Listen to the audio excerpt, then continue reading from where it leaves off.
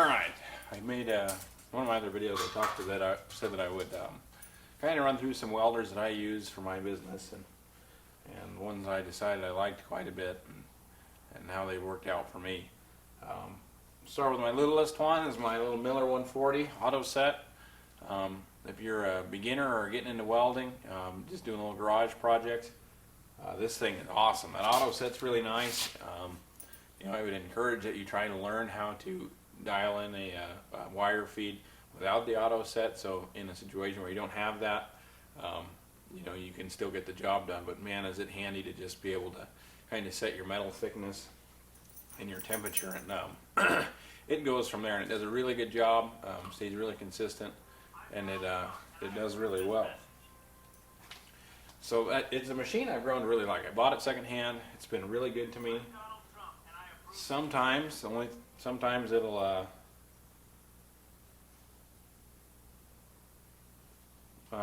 sorry about that. Sometimes it'll kind of stick and spider web on you in there, but that's fine. You get that cleaned out. Consumables are cheap and easy to come by.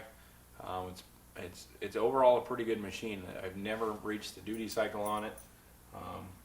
And for a low amperage machine, it does really good. If you're going to be doing any heavy welding with one of these, one thing that works really well is you preheat. If you preheat your iron, that'll really help you get the penetration you need out of a low amp machine, because that low amperage, you're going to have a hard time getting that base metal heated up to make a good fused weld. And you're going to run into cold lap and things like that. So use your torch or a pro painting torch, or get out of there, or anything that sorry, the dog's shaking the camera. Anything that'll propane, acetylene, whatever you got, weed burner, bring some heat into that metal preemptively before you start welding on it, and you can get a lot better. You can actually get a good heavy weld out of a pretty light duty machine. So that's my little wire feed that I do for everything. Been pretty good for the price. It's been a good machine. So yeah, there's that one, and we'll jump over here to my other shop welder. Get this thing to stay stable. I'm not lean. Yeah, it looks pretty good. So this is my other machine. It is a what is it? A Lincoln Square Wave TIG 175. Bought it secondhand from a estate sale. It's been pretty good. The only problem I run into it with is I do a lot of aluminum welding, and it's not quite big enough to get into the big heavy aluminum. You can do it, but your torch gets pretty hot. You're kind of at the end of this machine.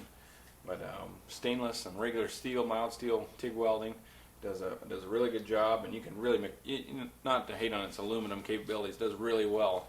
You just run into that kind of a thinner aluminum, being the 175. It'd be better to have a little bigger machine, but it really does good. I really like this welder. I'm glad I bought it. It's a great stick welder too if you have to do stick welding in the shop, don't want to run an engine. Good machine. I like the cart.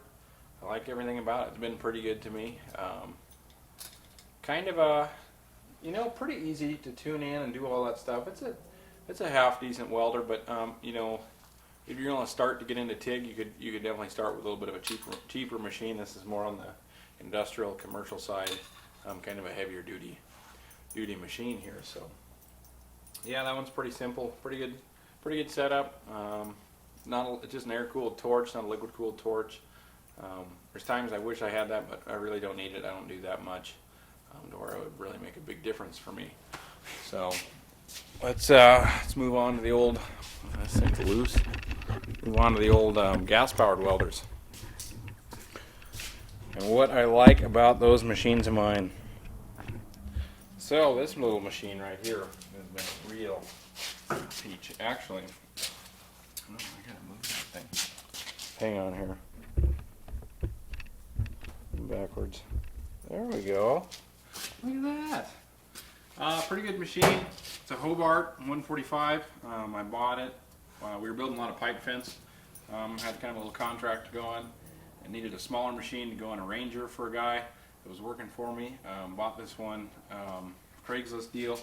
Came off of an iron worker had it up around that Eagle Vale area, and Didn't have high expectations for it. It's a cheap machine, it's low horsepower, but I've actually really grown to like it. I would buy another one in a heartbeat.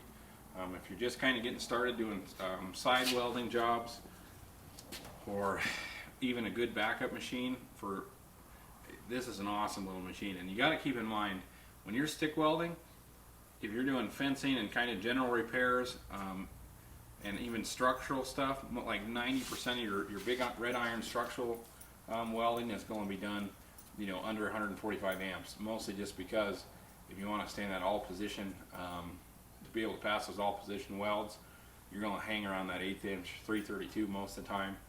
You can weld all position with 532, but it gets pretty darn heavy, and you got to have a big old chunk of iron to absorb that heat.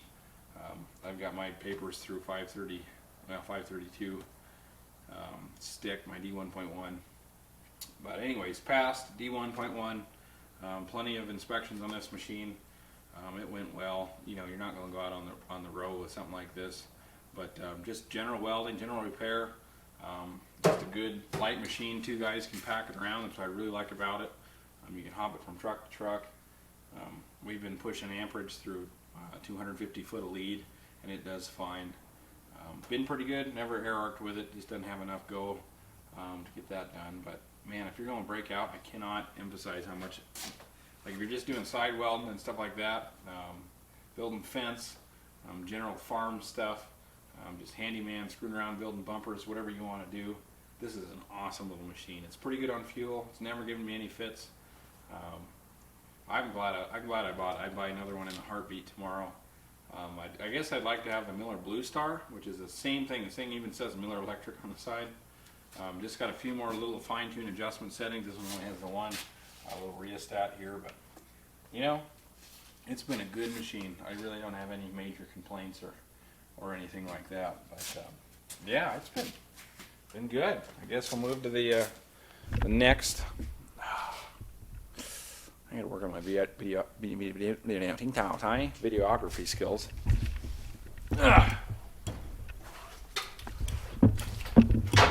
See if we can get her dialed in here so everybody can see. Oh yeah, can you see that pretty good? Kind of shaky up there. I don't like that. Let's go like this. Oh, you sucker. Yeah, so this is my other machine. I'm pretty partial to this old Miller. It's not even that old, but just a good machine. When I started my business, I had a $2,000 pickup and a $700 welder. It got me started, and that $700 welder crapped out in the middle of a job when I was first getting started. Because when I first started my business, I was pretty much solely just welding. Did a lot of water lines, tons and tons of water lines, a lot of irrigation lines, stuff like that. Yeah, and I thought that's what I wanted to do for most of my career, was just be kind of a rig welder and do stuff like that. And you know, in my opinion, it was kind of overhyped. The pay was a little overhyped. It wasn't what I wanted it to be. I turned out I liked doing the mechanicking and the heavy repair welding more, which there's lots of guys that have made a good living out doing rig welding and running on the row and things like that. I had the opportunity to go out a few times and do pipeline work, true row work, and it just, at the time, and I'm not going to speak for now, this was 5 years ago, at the time for what I was getting paid as a repair welder, that just didn't pay enough. It didn't make sense to go. The repair work was paying pretty good, and it still pays pretty good. Keeps my lights on and things like that. But anyways, that $700 welder took a crap. I had to borrow $2,000 from my mom and buy this thing, and it's been an awesome welder. I've done nothing to it but change the oil. I've put 1,000 hours on it, which isn't a whole lot really over the period of 5 years. Those guys have gone way more than that in a year.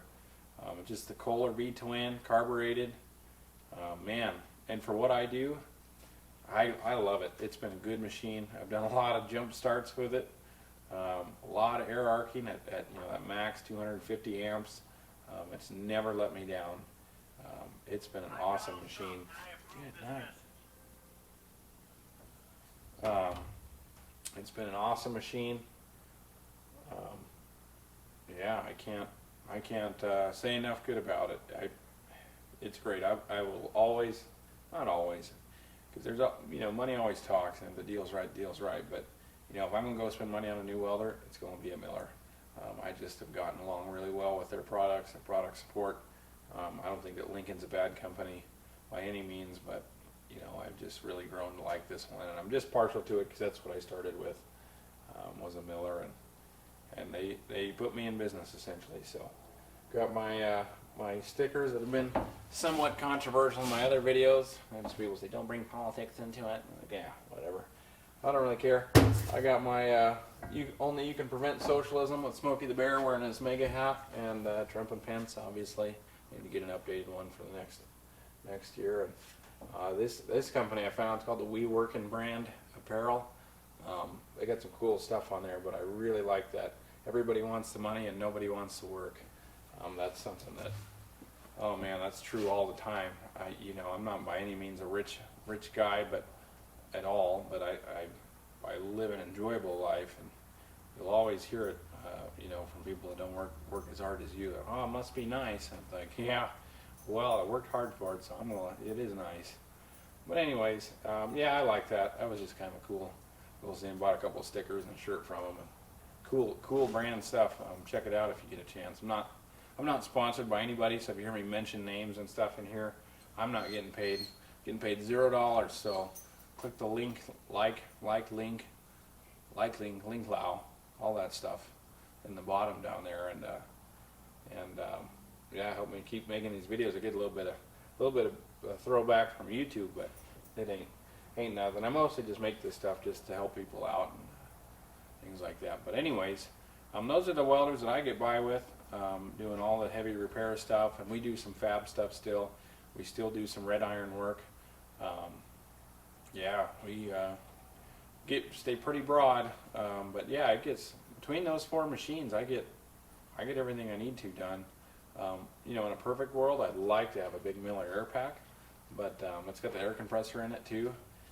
That's the ideal thing, but those things are 15-20 grand, and like this truck, I went over this truck in one of my other videos. this truck has that VMAC air compressor on it, which is a pretty cool deal. But yeah, and it's been fun. Welding's fun. So I hope this helps somebody out. It'd be hard, I guess, while we're here, we might as well, because it's bound to happen in the comments. We get the SA200, SA250 guys, red face, black face, all that stuff just gives me a green face because I want to puke because it has no AC power, and they're a huge pain in the ass to keep going. I don't know, they're not that bad, but they're just old technology. They do weld really nice, and those row welders, that's where they really perform well, is in that, that hippie rod, and they do well, and all the 10 rods are 80-10, 70-10, 60-10 stuff, and they burn low high pretty nice too, but yeah, that's a very specific welder. Like that's like, that's like, in my opinion, that's like, it's like having a race car and trying to use it every day for work. If you had to race, if you had a race car, it's good for racing. Those Lincoln welders are good for pipeline work and stuff like that. But I've passed plenty of X-rays on this. I've gotten plenty of flack about running a Bobcat.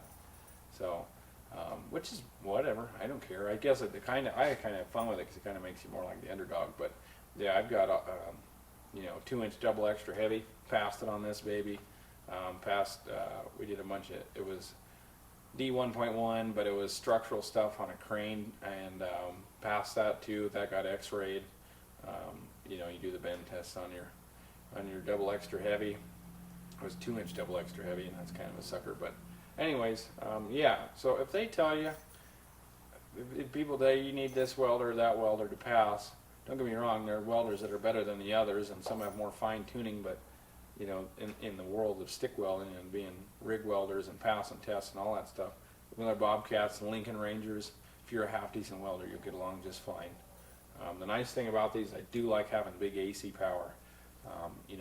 In instances where I've had to tote my TIG welder out on site, I can run it off of this thing. that's no big deal. You can run the house if your power goes out, run all your battery chargers, and it's just nice. You know, those DC only welders, which would be those older Lincolns, are just, they have their place, but it's not in my fleet. So, you know, there's my controversial part of welding opinions, you know, and everybody's got their own opinion, but, you know, if a guy, so in the grand scheme of things, if a guy's just getting into it, and you're doing outdoor stick welding, that little Hobart's an awesome little machine. Hobart has kind of a version of this that's cheaper, but I don't think I've heard anything bad about those really. But yeah, don't ever, for what they are, these are awesome machines. You know, if you're a good welder, you'll be able to pass whatever you need to. I mean, if you're doing stuff every day, like the Miller Pipe Pros, that's a bad machine right there. Those things are sweet, but for what I do, it just that $20,000 welder does not make sense. But that's for those guys that are welding all day, every day. You know, really intense X-ray after X-ray after X-ray. You know, where you got to be on it. Those are nice burning machines. You can really control that arc and things like that. But that's like hugely intense stuff. You know, that's like